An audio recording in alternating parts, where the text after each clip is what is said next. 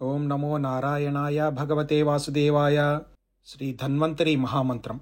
अच्युतानंत गोविंद विष्णो नारायणामृत रोगान्मे नाशया अशेषानाशु धन्वंतरे हरे।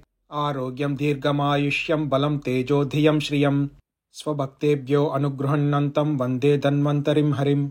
धन्वंतरेरिमं श्लोकं भक्त्या नित्यं पठन्ति ये अनारोग्यं न तेषां स्यात् सुखं जीवन्ति ते चिरम्।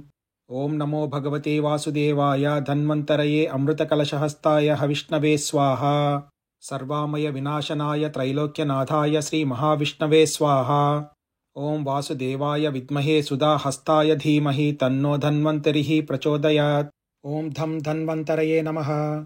शंखं चक्रं जलौकां ददतमृतघटं चारुतोर्भिश्चतुर्भिः सूक्ष्मस्वच्चातिहृद्यां शुकपरिविलसन्मौलिमम्बोजनेत्रम् कालाम्बोदोज्ज्वलाङ्गं कटितटविलसच्चारुपीताम्बुराढ्यं वन्दे धन्वन्तरिं तं निखिलगगनप्रौढदावाग्निलीलम्।